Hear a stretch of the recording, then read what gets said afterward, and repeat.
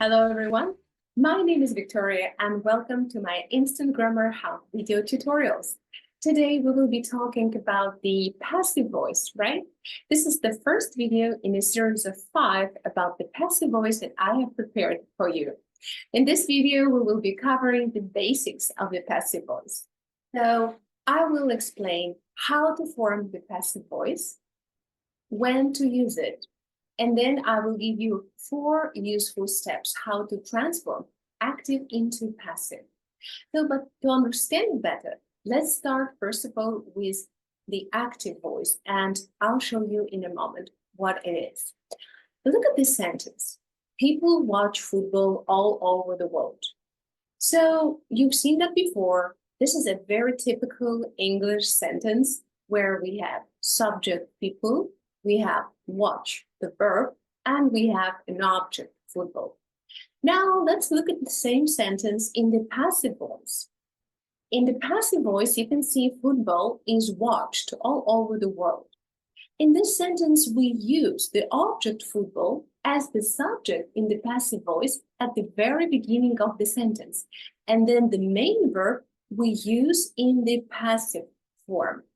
So by changing active sentence into passive, we basically change the focus of the sentence and make it more impersonal. Okay, so when and why do we need passive voice and when do we have to use it? Let's look at that. First of all, I would like to say that we use the passive voice when we don't want to mention or we don't know who actually or what does the action. Let's look at this sentence. The newspaper is published weekly. We probably don't know who publishes it, or we just don't really care. We don't need to know. So that's why the focus here is on the newspaper and that it's published weekly. So this is the first situation, when the agent is unknown. Well, the second one is when we want to start the sentence with the most important information. So I want to emphasize something. Let's look at this example. His car was stolen last week. Well, that's what I wanted to say, and that's why I'm using his car at the very beginning. So it became a subject of the sentence in the passive voice. So this is the second situation when we should use the passive voice. And finally, we use a lot of passive voice in formal English. When you're writing or reading some articles, news reports, or you're preparing for some exams in English, so you have to write in academic style, and that's where you will use the passive voice. Let's look at these examples.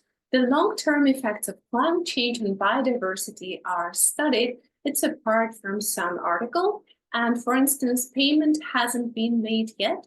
So this is a sentence in a formal English, as you can see. So that's when we use the passive voice. Once we covered when to use the passive voice, let's move on and check how to form it. To form it, use this formula. The verb to be and the past participle of the base verb. If your verb is regular, use ed ending. If this is an irregular verb, you should use the third form. I'd like to point out, though, that when we create the passive voice in different tenses, the only part that we will tweak, we will change, is the verb to be. In a moment, I'll show you what I mean. Look at this example. This is a present simple passive. So you can see that verb to be has 3 forms. I am, he, she, it is, we, they, you are. So you have to change the verb to be depending on the subject that you have in your sentence. Let's look at this one. We are invited to the party. Right. I'm using are because we have a pronoun we, which requires are. But for instance, if I want to say I would say I am invited to the party. So that's how you should create passive in the present simple. Let's move on and check the past simple passive. As before, we will change only the part with the verb to be. In this case, we will use was, I was, he was, she was, it was, or were, you, we, they were, and the rest remains the same. As in this example, the letter was sent yesterday. You can see that the letter is it. That's why we would use was. Okay, so this is the past simple passive. Let me show you a little bit more. So let's talk about the future simple passive. In the future simple passive, it's quite easy. You will just have to add will and use the verb be, will be. And then the main verb will be in past participle. So the party will be held on Friday. You can see will be, and then I'm using the third form of an irregular verb hold, held on Friday. And the last part for today is the present perfect passive. So in this case, it's a little bit more complicated, as you can see, but it's quite easy and quite logical as well. We will use have or has been and add the past participle of the base verb, as we did before. So the house has just been renovated. As you can see, I'm using the word just between has and been. So now when you understand how to form the passive voice and when to use it, let's move on and discuss a few, actually 4 essential steps to follow to convert active sentences into passive. You might wonder why you need it. There are a few good reasons for that. First of all, if you want to sound like a native speaker, you have to master this structure, okay? Second, if you're planning on sitting an exam, and get a certificate in English like FCE, CAE, IELTS, TOEFL, you will have to rephrase sentences, and that's actually part of it. So, and finally, when you have to write something in a more formal academic style, you need to use passive structures. So let's start. Let's look at this sentence. Our granny usually makes this delicious apple pie at the weekend. This is a sentence in the active voice, as you can see.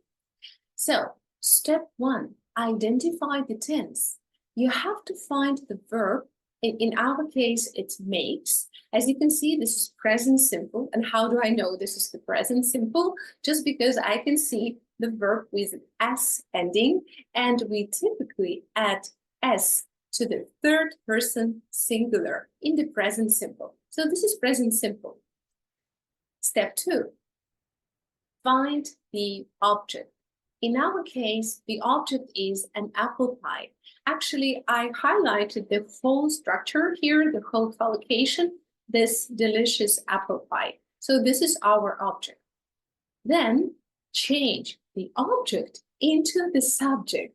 So here is our active sentence, and this is our passive sentence. So you can see this delicious apple pie is our subject in the passive sentence. And finally, use the passive form of the verb. Remember, our verb is makes. So in the passive form, we should use is made, because this is made, the third form, the past participle of the verb make, and we can see the verb to be in the present simple. In addition, as you can see in this sentence, we are mentioning an agent, our granny. So to mention an agent, we usually add preposition by or with, depending on the sentence. But we will discuss it a little bit later. So we use by when we want to mention an agent, right? Somebody or something that actually did the action. So guys, to help you a little bit to summarize and to understand these better, I prepared for you this table, and I hope you will like it because I love tables. It helps to structure your knowledge. It helps to find all necessary essential information in one place. As you can see here, we have active and passive voice and all 4 tenses that I covered with you today. I hope this table will be very useful, and you can just stop the video right now and take a screenshot. Okay, so I hope it's all clear, and we shall move to practice. Here is our sentence. They serve breakfast from 7 till 9 a.m. here. This is our active sentence. As you can see, we have verb serve. And we should start our sentence with the word breakfast. I'll give you some time to think.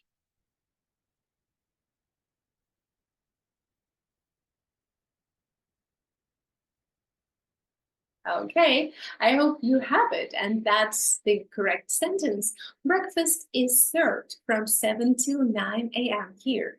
As you can see, this is our present passive form.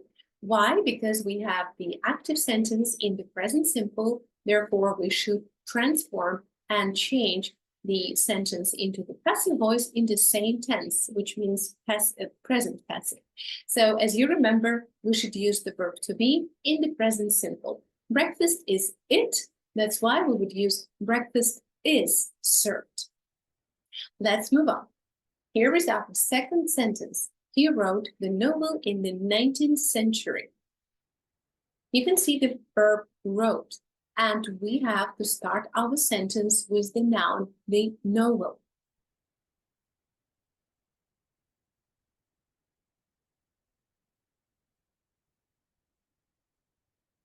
Here we go. So I hope you have the same sentence. The novel was written in the 19th century.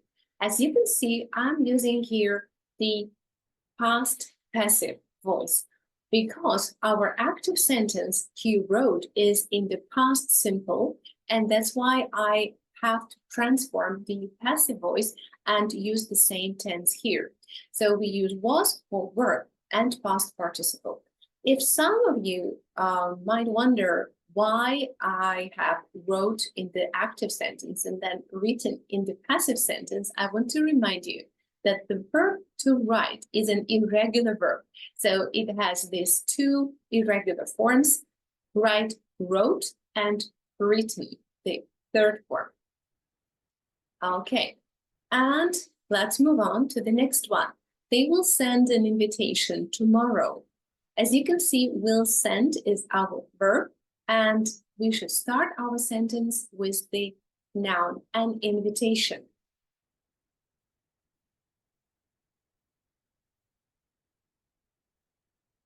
Brilliant.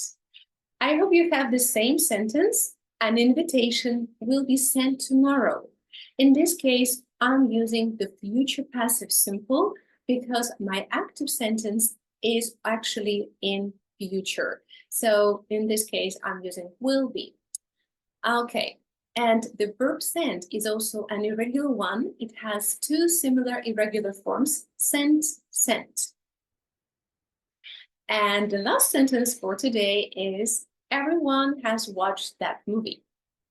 Our verb is watched, and as you can see, we have has watched. We should start our sentence with that movie.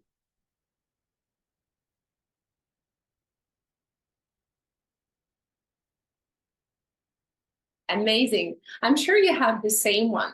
That movie has been watched. So as you can see, this is the present perfect passive, and we should use have or has been plus past participle of the main verb. In our case, watch is a regular verb, and I'm using here has been, not have been, because that movie is in a singular form. Okay, that's all for today.